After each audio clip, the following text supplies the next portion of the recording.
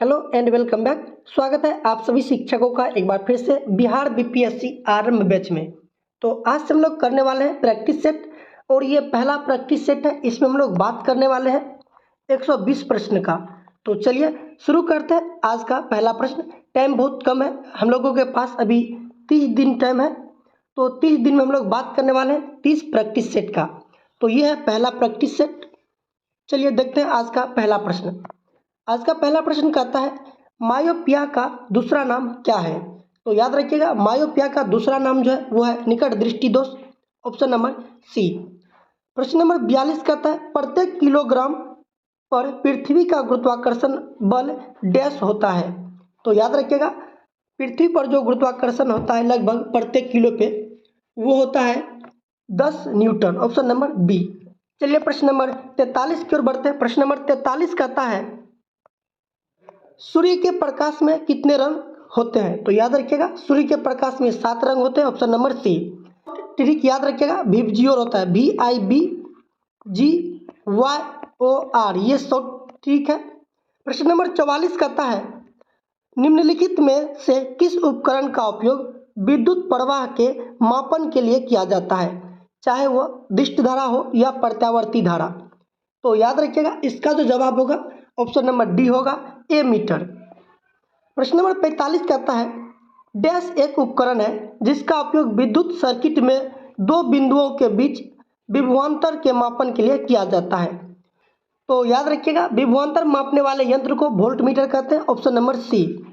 प्रश्न नंबर 46 कहता है सूर्य के प्रकाश की लाल और हरे रंग की तरंगदैर्घ्य के अलावा महासागरों में जल के अणुओं द्वारा सूर्य के प्रकाश की अन्य कौन से रंग की तरंगदैर्घ्य अवशोषित की जाती है।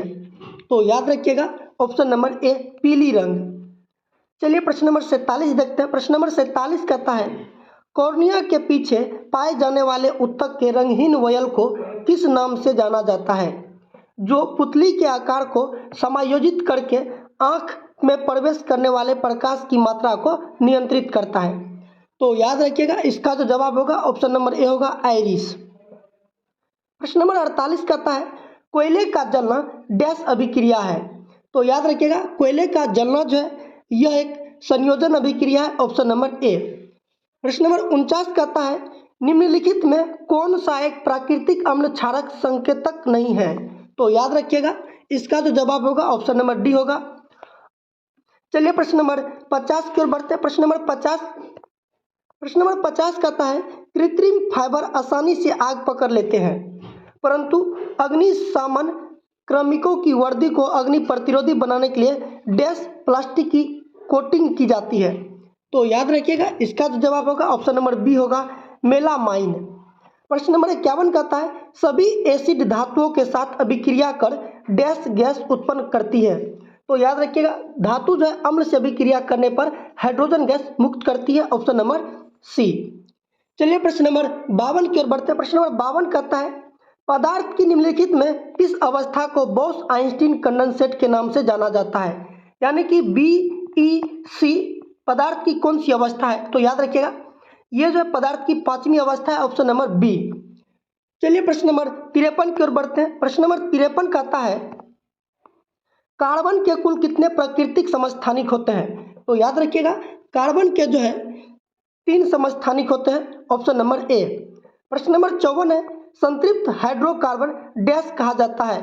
संतृप्त हाइड्रोकार्बन को क्या कहा जाता है। तो याद रखिएगा एल्केन कहा जाता है, ऑप्शन नंबर सी। प्रश्न नंबर 55 कहता है कैल्शियम ऑक्साइड का आणविक सूत्र क्या होता है। तो याद रखिएगा कैल्शियम ऑक्साइड का जो आणविक सूत्र होता है वो होता है CaO। क्या होता है CaO। चलिए प्रश्न नंबर 56 की ओर बढ़ते हैं। प्रश्न नंबर 56 कहता है पाचन तंत्र का कौन सा भाग यकृत और अग्नाशय से स्राव प्राप्त करता है। तो याद रखिएगा पाचन तंत्र का जो वो भाग है वो है छोटी आंत, ऑप्शन नंबर ए। प्रश्न नंबर 57 कहता है निम्नलिखित में से कौन सा रोग कारक इबोला रोग का कारण बनता है। तो याद रखिएगा इसका जो जवाब होगा ऑप्शन नंबर डी होगा विषाणु के कारण। प्रश्न नंबर 58 कहता है निम्नलिखित में कौन सी बीमारियां कवक के कारण पैदा होती है। तो याद रखिएगा कवक के कारण होने वाली बीमारी जो है वो है दाद, ऑप्शन नंबर डी। प्रश्न नंबर 59 कहता है पृथ्वी पर मौजूद वृक्षों की सबसे पुरानी जीवित प्रजातियां कौन सी है? तो याद रखिएगा इसका जो जवाब होगा option number A bristlecone pine. चलिए प्रश्न नंबर 60 की ओर बढ़ते हैं। प्रश्न नंबर 60 कहता है डैश वह पदार्थ है जिससे आपकी प्रतिरक्षा प्रणाली उसके विरुद्ध एंटीबॉडी उत्पन्न करती है? तो याद रखिएगा इसका जो जवाब होगा ऑप्शन नंबर ए होगा एंटीजन। प्रश्न नंबर 61 कहता है मानव शरीर की सबसे छोटी हड्डी कौन सी होती है? तो याद रखिएगा मानव शरीर की सबसे छोटी हड्डी जो होती है वो होती है स्टेपिज, जो कान की हड्डी है। चलिए प्रश्न नंबर 62 की ओर बढ़ते। प्रश्न नंबर 62 कहता है निम्नलिखित में किस टीम ने इंडिया सुपर लीग 2019-20 जीता? तो याद रखिएगा इसका जो जवाब होगा वो होगा option number C ATK football club. प्रश्न नंबर 63 कहता है मनुष्य जाति के एक पुरुष को उसके एक्स शुक्राणु उसके या उसकी डैश से प्राप्त होती है? तो याद रखिएगा उसके माता से प्राप्त होती है, ऑप्शन नंबर बी। चलिए प्रश्न नंबर 64 की ओर बढ़ते हैं। प्रश्न नंबर 64 कहता है कौन सी जीवन प्रक्रिया रासायनिक ऊर्जा को उष्मा ऊर्जा में बदलती है? तो याद रखिएगा रासायनिक ऊर्जा को उष्मा ऊर्जा में जो है वो बदलेगा श्वसन, ऑप्शन नंबर सी। चलिए प्रश्न नंबर 65 की ओर बढ़ते हैं। प्रश्न नंबर 65 कहता है किस प्रकार के जानवरों को अंडज जानवर कहा जाता है? तो याद रखिएगा इसका जो जवाब होगा ऑप्शन नंबर सी अंडे देने वाले। प्रश्न नंबर 66 कहता है वायुमंडल की ऊपरी परतों में ऑक्सीजन के 3 परमाणुओं वाला एक अणु पाया जाता है। यह एक परत बनता है जिसे डैश नाम से जाना जाता है? तो याद रखिएगा उसे जानते हैं हम लोग ओजोन मंडल के नाम से, ऑप्शन नंबर डी। प्रश्न नंबर 67 कहता है निम्नलिखित में से कौन सी पृथ्वी की सतह की निकटतम परत है जिसमें सभी मौसमी परिवर्तन होते हैं? तो याद रखिएगा वो है क्षोभ मंडल, ऑप्शन नंबर सी। और यहाँ से क्षोभ मंडल की जो ऊंचाई है वो है 25 किलोमीटर। चलिए प्रश्न नंबर 68 की ओर बढ़ते हैं। प्रश्न नंबर 68 कहता है निम्नलिखित में किस खगोलीय पिंड का सेरन नामक एक प्राकृतिक उपग्रह है? तो याद रखिएगा इसका जो जवाब होगा ऑप्शन नंबर डी होगा प्लूटो। चलिए प्रश्न नंबर 69 की ओर बढ़ते हैं। प्रश्न नंबर 69 कहता है वनों के संबंध में निम्नलिखित में कौन सा कथन औसत है? तो याद रखिएगा इसका जो जवाब होगा ऑप्शन नंबर बी होगा किसी वन में झाड़ियां वनस्पति की सबसे निचली परत बनाती है, ऑप्शन नंबर डी। प्रश्न नंबर 70 कहता है संयुक्त राष्ट्र सतत विकास लक्ष्य 6 डैश का प्रयास करता है? तो याद रखिएगा इसका जो जवाब होगा ऑप्शन नंबर डी होगा सभी के लिए पानी और स्वच्छता की उपलब्धता और टिकाऊ प्रबंध सुनिश्चित करना। चलिए प्रश्न नंबर 71 की ओर बढ़ते हैं। प्रश्न नंबर 71 कहता है एग्राफिया क्या होती है? तो याद रखिएगा एग्राफिया जो होती है वो होती है लिखने की क्षमता की हानि, ऑप्शन नंबर डी। प्रश्न नंबर 72 है दो वस्तुओं का समान द्रव्यमान कहलाता है यदि उनका डैश समान हो? तो याद रखिएगा यदि उनका जड़त्व समान हो। प्रश्न नंबर 73 कहता है स्वच्छ विकास तंत्र कार्यक्रम का उपयोग डैश को कम करने के लिए किया जाता है? तो याद रखिएगा ग्रीन हाउस गैस उत्सर्जन को कम करने के लिए किया जाता है। प्रश्न नंबर 74 है इनमें से किस जीव के दांत नहीं होते हैं? तो याद रखिएगा कछुआ के दांत नहीं होते हैं, ऑप्शन नंबर डी, क्योंकि कछुआ जो पेड़ पौधा खाते हैं, छोटे छोटे पेड़ पौधे के पत्ती खाते हैं। चलिए प्रश्न नंबर 75 की ओर बढ़ते हैं। प्रश्न नंबर 75 कहता है भोपाल त्रस्सी के दौरान कौन सी गैस का रिसाव हुआ था? तो याद रखिएगा methyl isocyanate, option number C. प्रश्न नंबर 76 कहता है शाहजहां के शासनकाल में कौन सा विदेशी यात्री भारत आया था? तो याद रखिएगा शाहजहां के शासनकाल में जो है मनुची आया था, ऑप्शन नंबर बी मनुची। प्रश्न नंबर 77 कहता है भारतीय सिविल सेवा किस गवर्नर जनरल या वायसराय के शासन के दौरान आरंभ की गई थी? तो याद रखिएगा इसका जो जवाब होगा ऑप्शन नंबर डी होगा कॉर्नवालिस। चलिए प्रश्न नंबर 78 की ओर बढ़ते हैं। प्रश्न नंबर 78 कहता है निम्नलिखित पर विचार कीजिए। तो इसका हम जवाब बता देते हैं, ऑप्शन नंबर बी होगा 1, 2, 3। प्रश्न नंबर 79 कहता है पशु और पौधे की जाति में सबसे बड़ी विविधता कहाँ पाई जाती है? तो याद रखिएगा सबसे बड़ी विविधता जो है उष्णकटिबंधीय आर्द्र वनों में, ऑप्शन नंबर बी। प्रश्न नंबर 80 का आता है निम्नलिखित में से कौन सी घटना सबसे पहले हुई। तो याद रखिएगा सबसे पहले घटना जो हुई थी वो हुई थी प्रथम एंग्लो सिख युद्ध, ऑप्शन नंबर सी। प्रश्न नंबर 81 का आता है बिहार में जल मंदिर कहाँ अवस्थित है। तो याद रखिएगा बिहार में जल मंदिर जो है पावापुरी में स्थित है, ऑप्शन नंबर डी। प्रश्न नंबर 82 का आता है व्हीलर द्वीप का नया नाम क्या है। तो याद रखिएगा व्हीलर द्वीप का नया नाम जो है वो है अब्दुल कलाम द्वीप, ऑप्शन नंबर सी। ये प्रश्न नंबर 83 का आता है निम्न उपयोगों में कौन सा भारतीय भुगतान संतुलन स्थिति को सुधारने में सक्षम नहीं है। तो याद रखिएगा 83 का जो ऑप्शन होगा ऑप्शन नंबर होगा डी, निर्यातों पर अधिक कर लगाना। प्रश्न नंबर 84 का आता है सर्वेंट्स ऑफ इंडिया सोसाइटी के संस्थापक कौन थे। तो याद रखिएगा इसका जो जवाब होगा ऑप्शन नंबर ए होगा गोपाल कृष्ण गोखले। प्रश्न नंबर 85 है हुमायूंनामा की रचना किसने की थी। तो याद रखिएगा हुमायूंनामा की जो रचना की वो की थी गुलबदम बेगम, ऑप्शन नंबर डी। चलिए प्रश्न नंबर 86 की ओर बढ़ते हैं। प्रश्न नंबर 86 का आता है फ्रेंच ईस्ट इंडिया कंपनी का गठन कब हुआ था। तो याद रखिएगा फ्रेंच ईस्ट इंडिया कंपनी का जो गठन हुआ था 1664 ईस्वी में, ऑप्शन नंबर सी। प्रश्न नंबर 87 का आता है गौतम बुद्ध का जन्म स्थान था। तो गौतम बुद्ध का जन्म स्थान कहाँ हुआ था। तो याद रखिएगा लुम्बिनी में, नेपाल के लुम्बिनी में। प्रश्न नंबर 88 का आता है नमक सत्याग्रह किस वर्ष आरंभ हुआ था। तो याद रखिएगा नमक सत्याग्रह जो है 1930 ईस्वी में आरंभ हुआ था, ऑप्शन नंबर ए। प्रश्न नंबर 89 का आता है यंग बंगाल आंदोलन के नेता कौन थे। तो याद रखिएगा यंग बंगाल के नेता जो थे वो थे Henry William Derozio, option number C. प्रश्न नंबर 90 का आता है मार्ले मिंटो रिफॉर्म को किस वर्ष प्रस्तुत किया गया था। तो याद रखिएगा मार्ले मिंटो रिफॉर्म को जो है 1909 ईस्वी में आरंभ किया गया था, ऑप्शन नंबर ए। चलिए प्रश्न नंबर 91 की ओर बढ़ते हैं। प्रश्न नंबर 91 का आता है महावीर का जन्म किस नाम के क्षेत्रीय गोत्र में हुआ था। तो याद रखिएगा इसका जो जवाब होगा ऑप्शन नंबर बी होगा जागृत, ऑप्शन नंबर बी। चलिए प्रश्न नंबर 92 की ओर बढ़ते हैं। प्रश्न नंबर 92 का आता है संपत्ति के अधिकार को मौलिक अधिकार की सूची में से कब हटाया गया। तो याद रखिएगा संपत्ति के अधिकार को मौलिक अधिकार से जो है हटाया गया कब। तो याद रखिएगा 1978 में, ऑप्शन नंबर बी। प्रश्न नंबर 93 का आता है निम्नलिखित में से संविधान सभा की संविधान समिति का अध्यक्ष कौन था। तो याद रखिएगा इसका जो जवाब होगा ऑप्शन नंबर सी होगा जवाहरलाल नेहरू। प्रश्न नंबर 94 का आता है निम्नलिखित कथनों में कौन सा सही है।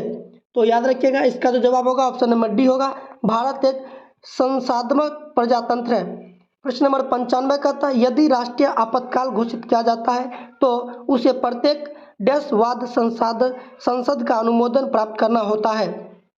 तो याद रखिएगा इसका जो जवाब होगा ऑप्शन नंबर ए होगा 6 माह। चलिए प्रश्न नंबर 96 की ओर बढ़ते हैं। प्रश्न नंबर 96 का आता है सूची 1 का सूची 2 के साथ मिलान करना है। तो याद रखिएगा इसका जो जवाब होगा ऑप्शन नंबर डी होगा। चलिए प्रश्न नंबर 97 का आता है वह कौन सा स्थान है जिसकी स्थितियां 3 समुद्रों के मिलन स्थल पर है। तो याद रखिएगा वो है कन्याकुमारी, ऑप्शन नंबर सी। चलिए प्रश्न नंबर 98 की ओर बढ़ते हैं।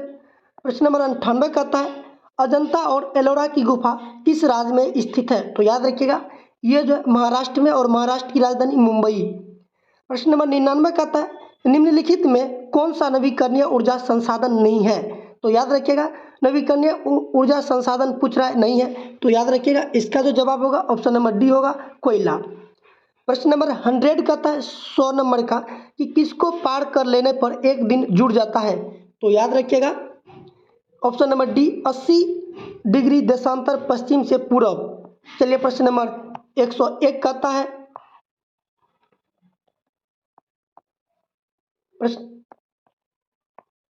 प्रश्न नंबर 101 का आता है सौर मंडल का सबसे चमकीला ग्रह कौन सा है। तो याद रखिएगा सौर मंडल का सबसे चमकीला ग्रह जो है शुक्र ग्रह है, ऑप्शन नंबर डी। चलिए प्रश्न नंबर 102 की ओर बढ़ते हैं। प्रश्न नंबर 102 का आता है निम्नलिखित में से किसको सुहृद पर्वतमाला भी कहा जाता है। तो याद रखिएगा इसका जो जवाब होगा ऑप्शन नंबर बी होगा पश्चिमी घाटी को। प्रश्न नंबर 103 है सारागाह को पंपास कहा जाता है। तो याद रखिएगा इसका जो जवाब होगा ऑप्शन नंबर बी होगा दक्षिणी अमेरिका में। प्रश्न नंबर 104 है विश्व व्यापार संगठन की स्थापना कब हुई थी? तो याद रखिएगा, विश्व व्यापार की जो स्थापना हुई थी वो हुई थी 1995 में, ऑप्शन नंबर सी। प्रश्न नंबर 105 है, उपभोक्ता जागरूकता आंदोलन का आरंभ कहाँ से हुआ? तो याद रखिएगा, इंग्लैंड से, ऑप्शन नंबर सी। प्रश्न नंबर 106 कहता है, सर्वप्रथम किस देश में उपभोक्ता अधिकारों की घोषणा हुई? तो याद रखिएगा, सबसे पहले जो है अमेरिका में घोषणा हुई, ऑप्शन नंबर बी।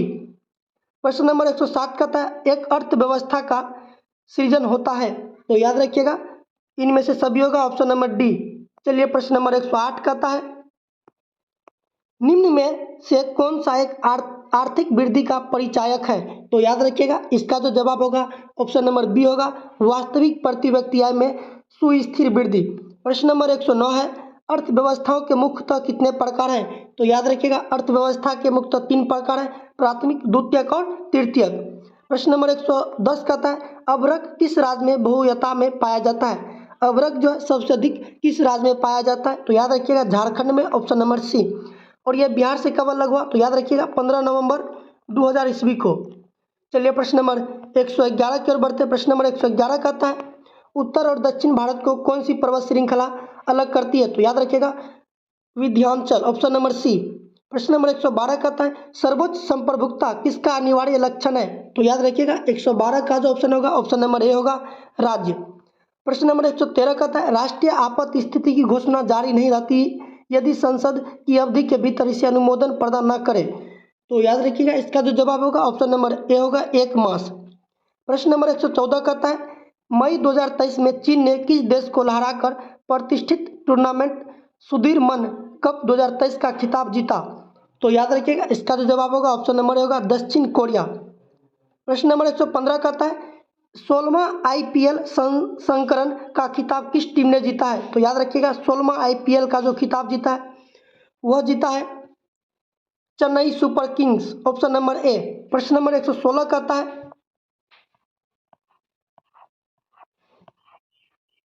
प्रश्न नंबर 116 कहता है, मई 2023 में किसने 27वीं बार माउंट एवरेस्ट पर चढ़ा? तो याद रखिएगा, इसका जो जवाब होगा ऑप्शन नंबर सी होगा, फांसंग दावा शेरप, ऑप्शन नंबर सी।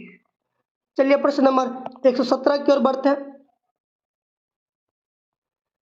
प्रश्न नंबर 117 कहता है, मई 2023 में त्रिपुरा टूरिज्म के ब्रांड मेंबर कौन बने? तो याद रखिएगा, ऑप्शन नंबर बी होगा, Saurabh Ganguly, option number B, Saurabh Ganguly. प्रश्न नंबर 118 कहता है, रिफलेंस नामक पुस्तक के लेखक कौन है? तो याद रखिएगा, नारायण वाधुल, ऑप्शन नंबर ए। चलिए प्रश्न नंबर 119 की ओर बढ़ते हैं। प्रश्न नंबर 120 कहता है, विश्व तंबाकू निषेध दिवस 2023 कब मनाया गया? तो याद रखिएगा, विश्व तंबाकू निषेध दिवस जो है वो मनाया गया 31 मई को।